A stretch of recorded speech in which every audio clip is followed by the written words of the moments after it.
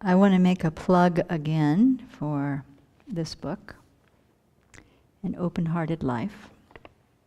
Transformative Methods for Compassionate Living from a Clinical Psychologist and a Buddhist Nun. It's brilliant. Let's just put it that way. So Venerable Tipton Chödrön, and along with Dr. Russell Koltz, a licensed clinical psychologist, have joined, it's now been out a couple of years, joined forces to bring Western psychology and Tibetan Buddhism together to really step by step in a deep, detailed way help us cultivate compassion in daily life. And it's, it's not, although it's Buddhist, filled with Buddhist points of view, it's a secular book. And we've been studying this in the Spokane Unitarian Universalist meditation group for about 2 years, I think. And I think for all of the 5 nuns that are involved in teaching this course, delving into each of the chapters as we have in order to share it with other people, and then experiencing the depth to which the people in the Spokane UU group are practicing this is so inspiring. So last night, I was a substitute for the nuns who were at the Western Buddhist Monastics gathering, and we were in the chapter on personal distress. I'm not sure that's the actual name of the chapter. Yes, compassion and personal distress. And the point, really, of that chapter is to recognize that one of the obstacles to cultivating compassion is that we get so caught up in the other person's suffering that it brings up our own pain. And then we get totally caught up in our own pain and we've forgotten the other person. We don't know that we've forgotten the other person. We think we're being here miserable together and we're really suffering together and that it's a compassionate act. But in truth, our attention has gone away from the person that we're supporting and come back to us. And this happens easily in the face of, say, natural disasters, where you just can't bear to look at the photos of what happened in Haiti, for example, recently with the hurricane. It's too much so that I'm paralyzed and can't even donate. My pain is so great. And then our concentration is on ourselves. But in the light of, the current political climate and people's fatigue and the various levels of discouragement or whatever comes up with that, it's not just about personal distress in the face of compassion. We get personal distress in the face of anything. We get personal distress at the news. We get personal distress that there were too many things to do this morning and they didn't get done before lunch.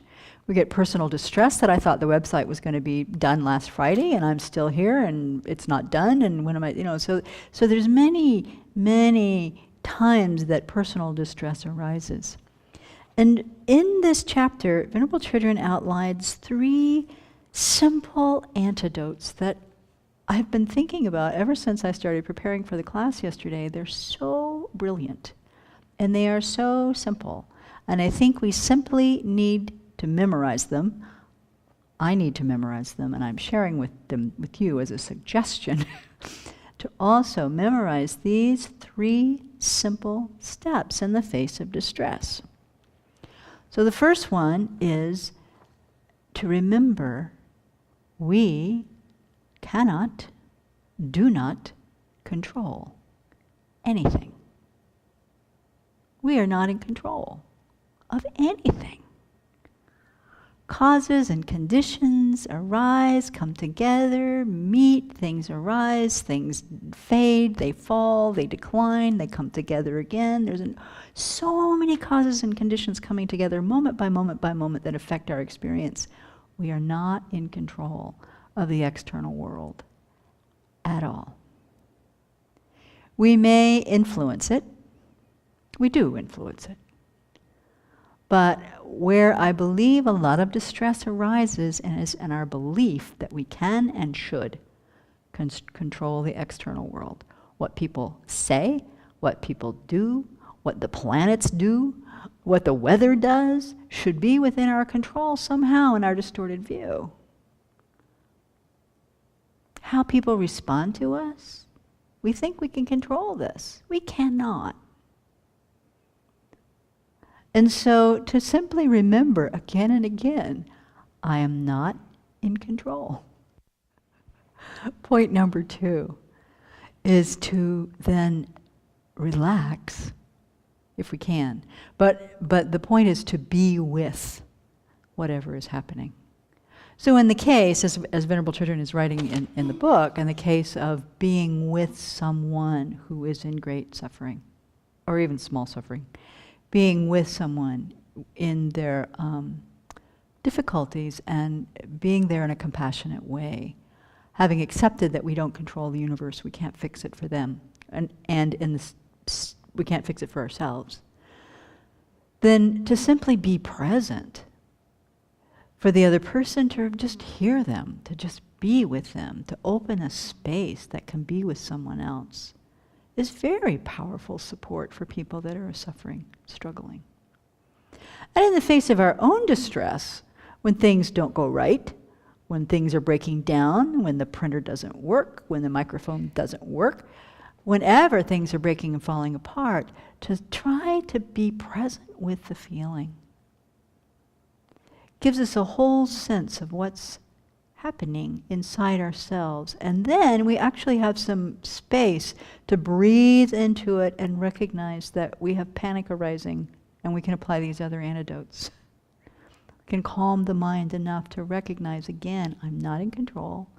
Causes and conditions have come together. And when we are just present with that feeling, then the resources to be able to respond wisely and effectively are much greater within ourselves. And then the third antidote thought is to also recall that no matter what is going on, things are impermanent. Things are changing moment by moment by moment by moment by moment. So no matter how intense the suffering is at this very moment, myself or someone else's, it's changing constantly. No matter how confused or chaotic the outer situation that we're responding to, it's changing moment by moment by moment by moment by moment. And so it's not going to last forever. It's not going to be like this forever. Somehow, you know how we grab things and think that whatever's going on in this moment is exactly how it is and how it's always going to be. We maybe don't say that consciously, but in the back of our mind, but sometimes how our distress continues to arise. This is how it is, it's always going to be like this. Even though we also had the experience that 10 minutes ago it wasn't like this. 10 minutes from now it probably won't be either. But our mind grasping at permanence doesn't know that. And then we freak out. And the more freaked out we get, the more we're clinging to it, right? So by simply breathing and going, oh, this is changing moment by moment by moment, I am not in control. I can influence. And by being present with what's going on in my own mind, present and aware, what's going on in my own mind, applying the antidotes, and then being aware of what's going on in the environment, I have a much greater capacity to influence and support the situation. So for the development of compassion, this has a lot of directions that this can go. It helps us to battle the arising of our afflictions. What is our distress? Arising affliction. And then as our distress escalates, our favorite afflictions also escalate. So some of us get angry, some of us get depressed, some of us do both. This catches it before we get there. And if we're doing it in relation to someone else's suffering, to be able to expand our heart and be with them if we're not plugged into our own distress is so much more beneficial. Then we can really be responsible and helpful. So, this is on about page 250, if you want to read about it further, but I really recommend the book.